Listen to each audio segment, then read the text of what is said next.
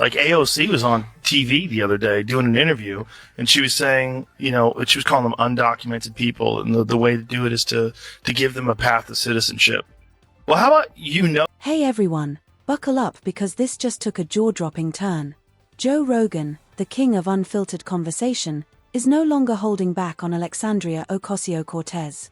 What started as admiration has flipped into a full-scale critique, and the fallout is already sending shockwaves across the political and media landscape. About that interview is that her first comment comes off with like total authority. I am a proponent of a two-state solution. One little follow-up question. The question's like, well, what do you mean by that? And then you just see her get weaker and weaker. You use the term the occupation of Palestine. What did you mean by that? But what do you mean by that? It's like, I don't know what I'm talking about, man. Yeah. She literally goes, I'm really not the expert. Do you think you can expand on that? I am not the expert on geopolitics on this issue. She just gave. You see, Rogan once stood as a voice of reason defending AOC's ideals, but now he's drawn the line, loudly questioning her grip on reality, especially when it comes to immigration. From all parts of the political spectrum, one of the biggest issues that we have when it comes to immigration is the fact that we have an undocumented population. Mm-hmm. Now, you can fix that by trying to build a wall, or you can fix that by trying to document people and create a path to citizenship. Mm-hmm. And we'll have folks that might say, look at these systems, that our shelter system has weight and things like that. But one of the reasons that our public systems experience weight is because people don't have a documented and reliable path to work and sustain themselves, just like all of our ancestors did and our grandparents. Rogan's taken a hard stance, calling. Joe Rogan didn't mince words, blasting her policies as not just unrealistic, but wildly out of touch with the everyday struggles Americans face. Joe Rogan took a firm stance, arguing that her policies are unrealistic and disconnected from the real challenges ordinary Americans experience daily.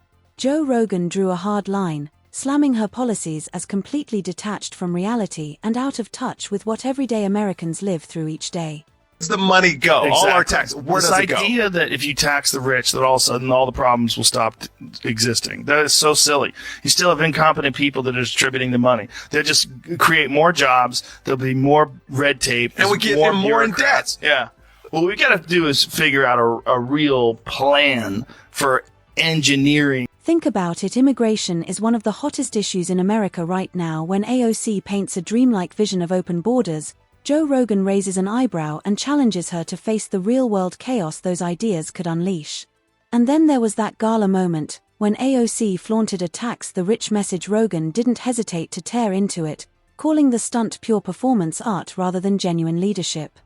Where all they do is celebrate extravagance and wealth. And you have a dress that says tax the rich. Like, what are you doing? Like, that dress is preposterous. It's a bold move by Joe Rogan, but one many believe was long overdue. This clash between two powerful voices is electrifying, and it's more than just noise. It signals a shift in the political conversation. As Rogan digs into a pointed critique of Alexandria Ocasio-Cortez, he dissects her ideology with his trademark bluntness and precision. He calls things out when they don't add up, and immigration is where his frustration truly begins. She was calling them undocumented people, and the way to do it is to give them a path to citizenship. Well, how about who the fuck they are? Because if you're a person from another country, say if you're in Europe and you want to come to America and become an American citizen, you're an architect or whatever, this is like a long, lengthy process. And they only take a certain amount of people every year, and you have to prove that you have a skill. There's a reason why you should be here. Joe Rogan takes her dreamlike vision of open borders and reframes it as a recipe for dystopia fantasy where anyone can walk into America with no questions asked, as if serious problems would simply vanish. Rogan isn't buying it. He points out gaps wide enough to drive a truck through, arguing that before you invite people in, you need to know exactly who's coming through the door. Otherwise, chaos and serious national security risks become inevitable. Like, where does the money go? Exactly. All our tax. Where does it go? This idea that if you tax the rich, that all of a sudden all the problems will stop existing. That is so silly. You still have incompetent people that are distributing the money. They'll just create more jobs. There'll be more red tape. And we get them more in debt. Yeah. What we got to do is figure out a real plan for engineering our... And it's not just immigration that has Joe Rogan fired up. Flashback to the moment AOC wore the infamous tax the rich dress to the Met Gala, a move that instantly ignited controversy. The spectacle ruffled feathers everywhere, and Rogan was quick to point out the irony: an event dripping in wealth, where elites flaunt excess, while AOC calls for higher taxes on the very same crowd.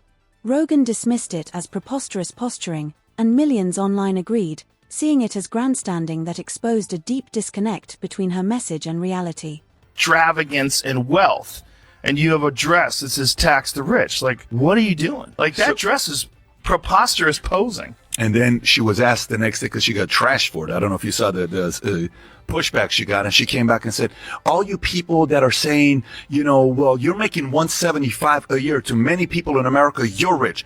I'm not talking about people like me. I'm not rich. I'm talking about people that are worth in the hundreds of millions of dollars and the people that are worth billions. It's always... From there, Joe Rogan shifts his focus to AOC's broader fiscal agenda, especially her tax the rich stance. He questions how punishing wealth solves anything when the government already mismanages massive amounts of money, arguing that pouring in more funds only worsens the bleeding instead of fixing the underlying problem. Take 70% of anyone that makes over $10 million, 70% of their income. That's hilarious. That's hilarious. It's the dumbest thing ever. That's AOC, right? Is that her idea? It's the dumbest thing ever. I right? don't mean, I wasn't calling her a bitch. No. when I said that. I like her. I was saying good luck, bitch, as a expression. Yes. I like her too. I like her. But I don't agree with her with that, but I like her. But what I'm saying is, my friend was like, oh, if the Democrats... Joe Rogan compares it to slicing a cake without even knowing how many people are in the room. In his view, AOC's approach to wealth distribution lacks real insight, risks driving innovation away, and could ultimately hurt the very people it claims to help. He also breaks down her interview performances, pointing to moments where she stumbles under basic follow-up questions on complex issues like Israel and Palestine, something Rogan says exposes a concerning lack of depth, masked by confident delivery. He goes further, questioning her opposition to border walls, her dismissive attitude toward Elon Musk, and what he sees as ideology overpowering reality. Rogan urges viewers to think critically and not fall for sugar-coated promises, emphasizing that charisma without substance leads nowhere. His critique may upset some, but it sparks real debate, forcing accountability and challenging audiences to look beyond the headlines and ask whether bold words are backed by workable plans.